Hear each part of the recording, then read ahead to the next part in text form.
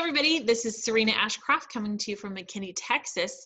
I wanted to do this video today specifically as it relates to religious freedom in our public schools. If you have a student that attends public schools in Texas, or if you're a parent, if you're an employee of a public school, if you're a teacher, this video is for you, and specifically as it relates to religious freedom regarding this mask issue. You know, those that have been following me or know me, that I've spoken very publicly about the fact that, our children should not be forced to wear a mask in order to attend public schools, okay? That our children have, rights and freedoms to be able to choose that. It should not be a requirement in order for our children to attend school that they have to mask their face for 6 to 8 hours a day in order to attend school. And I'm going to go over with you some really exciting and interesting documents. I'm going to share my screen right here. I'm going to share some really interesting documents with you in regards to religious freedom that our children have as students. Okay, so I found right here, student religious expression. This is a 17-page document that was put together, typed up and put together by the Texas Association of School Boards. Now, this is important information because they also have students and employees, okay? Student religious expression right here, Texas Association of School Boards, okay? You might say, well, many schools in Texas right now have made masks part of the dress code, or it's just a requirement. They're all saying we're following the governor's orders and the mandate. Some schools, most schools say they offer medical exemptions, okay? So if you go to a doctor, you can get a medical exemption, but that's hard and challenging to do, and you don't need a medical exemption. I mean, we have religious reasons. We have personal, strongly held beliefs against masks. We don't need a medical exemption. I don't need a medical exemption for my child, okay? I just have a strongly held belief. It should be that simple. And I'm going to show you here the documentation that's been printed for us. So grateful for the Constitution, for our forefathers, our founding fathers here who were inspired by God to write the Constitution. We have God-given inalienable rights here. And I'm going to show them to you right here. So the Texas Association of School Boards, student religious expression, okay? Right here, the First Amendment states that Congress shall make no law respecting an establishment of religion or prohibiting the free exercise thereof, or abridging the freedom of speech, okay? The First Amendment applies to school districts as political subdivisions of the state through the 14th Amendment. Okay, so you might say, well, what do masks have to do with religion? It's not in any specific scripture. What do they have to do with religion? Maybe your pastor, believes that you should wear a mask, but half your congregation doesn't believe that. It's not a Christian thing. It's not a Jewish thing. Okay, it's not any denomination.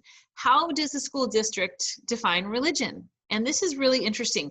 On page, I believe it's page 3 here, page 4. Yeah. Okay, here's defining religion.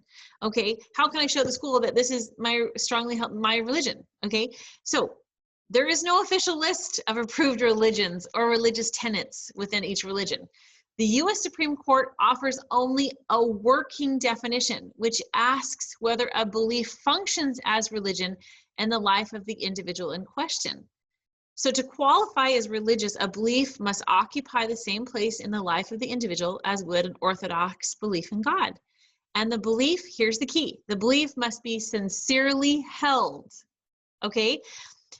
To be religious, a belief need not profess the existence of a supreme being. It doesn't even need to be logical, consistent, or comprehensible to others. A school district should not attempt to assess the validity of a religious belief, but rather whether the belief is sincerely held and whether it functions as religion for the individual in question.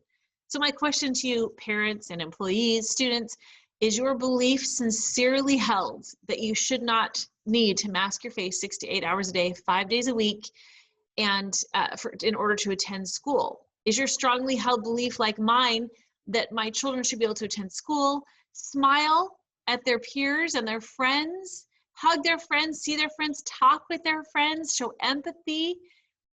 Those are my strongly held beliefs. I believe very strongly that masks are oppressive. They're a sign of tyranny. They cause an impediment to learning. They've caused so much disruption in our society. They've caused a toxic environment within our schools, okay? They've caused bullying.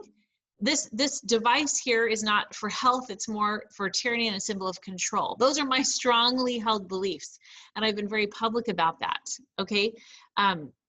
So that's my question to you, is that, do you have similar strongly held beliefs? Then you have a religious belief against masking your face, being forced to socially distance. By the way, the First Amendment, as stated here, okay, the First Amendment applies to school districts. The First Amendment guarantees the right to assemble, okay? When they're telling us in schools also we have to socially distance, stay away from others, no, our First Amendment guarantees the right to assemble, peacefully assemble. That includes schools, okay? So you can't tell me that the kids aren't allowed to free play at recess, or that they have to sit 6 feet apart from their friends. They're allowed to peacefully assemble with one another. Okay, so this is total control, what's happening in our public schools, in our government, this complete overreach and violation of the Constitution and our guaranteed God-given rights, okay? So please look through this document. It's 17 pages. So what I did, I read through this whole thing and I typed up a student religious expression document, okay? Notice of student religious exemption in public schools, okay? I basically typed out word for word phrases and words from the student religious expression. And by the way, there is also an employee religious expression as well, which is very similar to the student one. So if you're an employee, they cannot force you to wear a mask either if it's against your strongly held belief to do so. Okay, so here we are right here. I typed up a student of religious, notice of student exemption. And here we have right here, okay? Quote, it can hardly be argued that either students or teachers shed their constitutional rights to freedom of speech or expression at the schoolhouse gate. 4 points here. As noted in the Texas Association of School Boards, districts may not discriminate based on a student's expression of religious beliefs. So we cannot discriminate.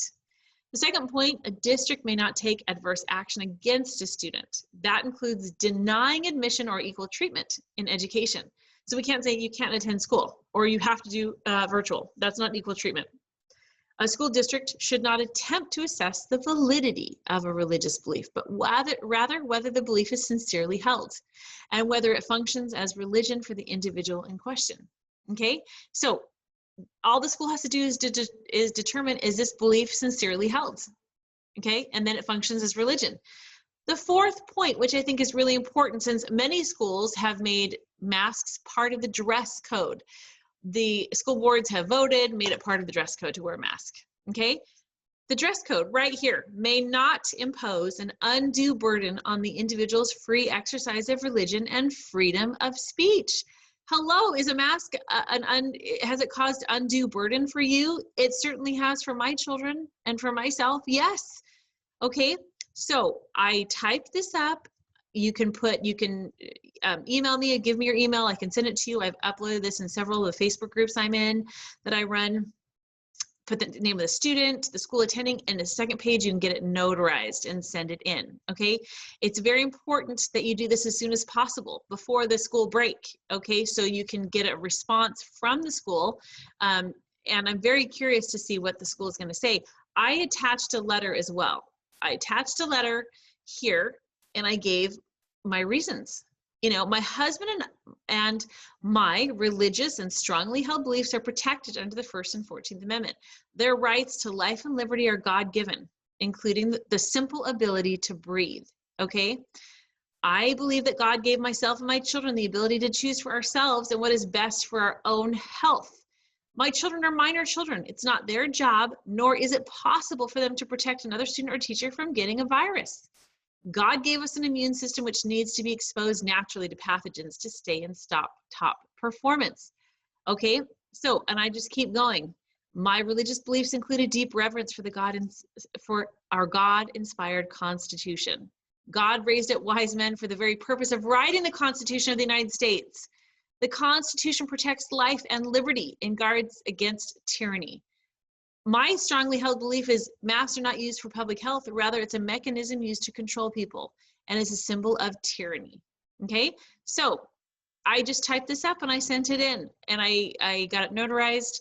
I strongly encourage you, okay, to do this, okay, to get this filled out, signed, sent in. We don't need medical exemptions, okay? Our strongly held beliefs are protected. Friends, think about this. Our country was founded on principles of freedom, okay? The Pilgrims came over here to the New World. They did not want to be ruled by a king, by a dictator, somebody who told them how to worship, what to do. They came over here to worship freely, okay, to make their own society and worship freely. We are supposed to have limited government, okay? Our government is out of control.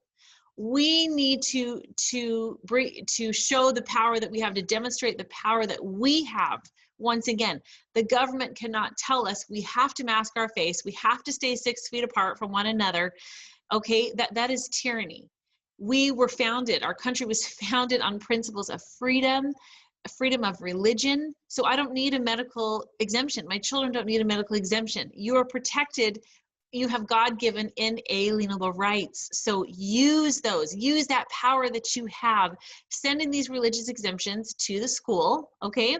And let me know what their response will be. Now, I will tell you, okay, in the student religious expression, the school is going to come back and tell you that they have a compelling interest, okay?